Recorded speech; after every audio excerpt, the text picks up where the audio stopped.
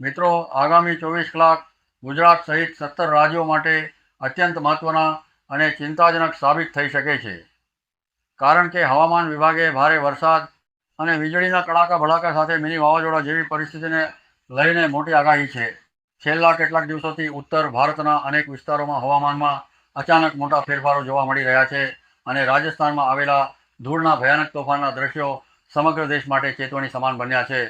તમે વિડીયોમાં જોઈ શકો છો કે કેવી રીતે ધૂળની વિશાળ દિવાલ જેવી ડમરી આગળ વધી રહી છે અને થોડી જ મિનિટોમાં આખું વાતાવરણ અંધકારમય બની જાય છે. દિવસના સમયે પણ રાત્રિ જેવો માહોલ સર્જાઈ ગયો હતો. હવે હવામાન નિષ્ણાતોનું માનવું છે કે આ જ સિસ્ટમ ધીમે ધીમે ગુજરાત તરફ આગળ વધી રહી છે, જેના કારણે રાજ્યના અનેક જિલ્લાઓમાં ભારે અસર જોવા મળી શકે છે. હવામાન વિભાગ તેમજ આગામી દિવસોમાં ભારે વરસાદ અને તોફાની પવનને લઈને ખાસ ચેતવણી જાહેર થઈ છે. ખાસ કરીને ઉત્તર ગુજરાત, મધ્ય ગુજરાત અને પૂર્વ ગુજરાતના વિસ્તારોમાં વધુ સતર્ક રહેવાની જરૂર છે. સાબરકાંઠા, બનાસકાંઠા, અરવલ્લી, પાટણ, મહેસાણા, ગાંધીનગર, અમદાવાદ, દાહોદ, પંચમહાલ, મહીસાગર, વડોદરા, છોટાઉદેપુર અને નર્મદા જેવા જિલ્લાઓમાં ભારે વરસાદ સાથે વીજળીના કડાકા અને જોરદાર પવનો ફૂંકાવાની શક્યતા વ્યક્ત કરવામાં આવી છે. કચ્છ અને સૌરાષ્ટ્રમાં પણ છૂટાછવાયા વિસ્તારોમાં વરસાદી ઝાપટાં અને પવનની અસર જોવા મળી શકે છે, જ્યારે દક્ષિણ ગુજરાતમાં પણ ગાજવીજ સાથે વરસાદની શક્યતા રહેલી છે. હવામાન વિભાગના મોડલ અનુસાર 31 મે, 1 જૂન અને 2 જૂન દરમિયાન સૌથી વધુ અસર જોવા મળી શકે છે. ખાસ કરીને રાજસ્થાન અને મધ્યપ્રદેશની સરહદને અડીને આવેલા જિલ્લાઓમાં સૌથી વધુ ગંભીર બની શકે છે. અનેક જગ્યાએ ટૂંકા સમયમાં ભારે વરસાદ વરસી શકે છે અને કેટલાક વિસ્તારોમાં વૃક્ષો પડવાની અથવા વીજ પુરવઠા પર અસર થવાની શક્યતા પણ નકારી શકાય નહીં. તેથી ખેડૂતો, પશુપાલકો અને મુસાફરી કરતા લોકો માટે ખાસ સાવચેતી રાખવાની સલાહ આપવામાં આવી રહી છે. આગામી દિવસોમાં પવનની ગતિમાં પણ નોંધપાત્ર વધારો થઈ શકે છે.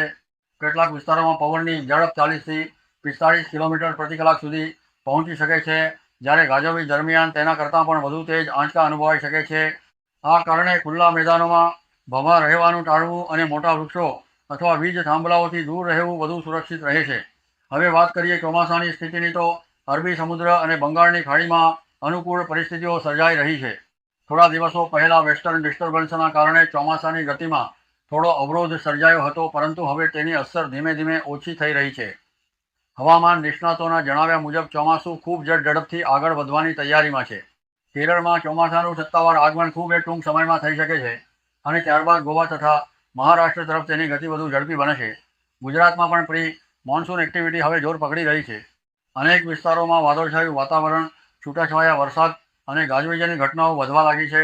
12મી જૂનની આસપાસ રાજ્યના અનેક વિસ્તારોમાં વાવણીલાયક સારો વરસાદ પડવાની શક્યતા વ્યક્ત કરવામાં આવી રહી છે. ખાસ કરીને દક્ષિણ ગુજરાતમાં વરસાદની સારી શરૂઆત થઈ શકે છે. ત્યારબાદ 14મી જૂનની આસપાસ દક્ષિણ ગુજરાતમાં ચોમાસાની સત્તાવાર એન્ટ્રી થવાની શક્યતા છે. પછી ધીમે ધીમે સૌરાષ્ટ્ર, મધ્ય ગુજરાત, ઉત્તર ગુજરાત અને કચ્છ તરફ ચોમાસું આગળ વધશે. હવામાનના લાંબા ગાળાના અંદાજ મુજબ જૂન મહિના દરમિયાન ગુજરાતના મોટા ભાગના વિસ્તારોમાં સામાન્યથી સારો વરસાદ નોંધાઈ શકે છે. ખેડૂતો માટે આ સમાચાર રાહત આપનારા બની શકે છે, કારણ કે સમયસર વરસાદ ખેતી માટે ખૂબ જ મહત્વપૂર્ણ સાબિત થાય છે. જોકે આગામી 3 થી 4 દિવસ દરમિયાન તોફાની પવન અને ગાજવીજની સ્થિતિને ધ્યાનમાં રાખીને ખાસ સાવચેત રહેવાની જરૂર છે. હવામાનમાં અચાનક ફેરફાર થઈ શકે છે અને કેટલાક વિસ્તારોમાં ભારે વરસાદ તો કેટલાક વિસ્તારોમાં માત્ર પવન અને વાદળછાયું વાતાવરણ જોવા મળી શકે છે. તેથી હવામાન સંબંધિત દરેક અપડેટ પર સતત નજર રાખવી ખૂબ જરૂરી છે.